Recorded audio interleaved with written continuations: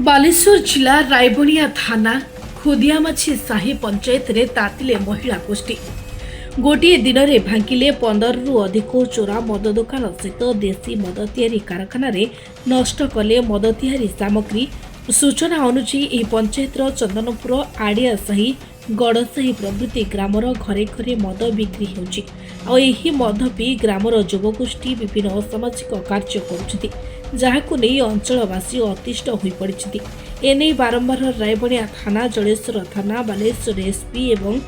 अबकारी विभाग पाखरे अभियोग कले मध्य कौनसी सुफल मिलु नथिबा बाध्य होई आगको आसिले महिला गोष्ठी।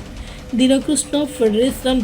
130 टी सहायक गोष्ठीर महिला माने भिन्न भिन्न टीम गठन करी ग्राम रे थिबा चोरा मद दुकान उपरे चढ़ाऊ करछथि। सेथि मध्यरु 15 टी जगार मद पई भांगिबा सहित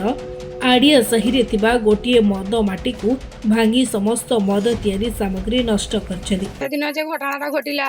गुटे तो मरी गला आ गोटे तार हाथ भी नहीं हाथ नहीं तार एगा सब तार ये हो गला ता पेरेन काम दउनी केमिति केमिति हला केमिति काहे की हला मद खाई की एक्सीडेंट हला कोन कहबी ए मद बंद हो जदी न बंद हो हमर जेत की महिला अछि समस्त विष खाई की मरिबा ए भाई कहबी मद बंद हे जाऊ आ ए काली परदिन गुटे घटना घटिला संगे संग सेठी मद खाई की बाहर आसला संगे संग सिलर हे संगे संग से डेट हो गला से तार छुटिया छु अछि से केमती छुआ भागी गला से के बुझिबा से का चारटा नीटर भांगा हला मद बेरल आउ दुईटा विदेशी मेद बाहरिला दुई बेटी बहुली 10 घर आउ को गां रे कोले आउ एटा ए गड़साई मौजा जे सेटा पश्चिमार साई सेटा नु गुटे घर बाहरिला आउ आम छोक ऊपर बाहरिला केतना बाहरिला दीदी 15टा।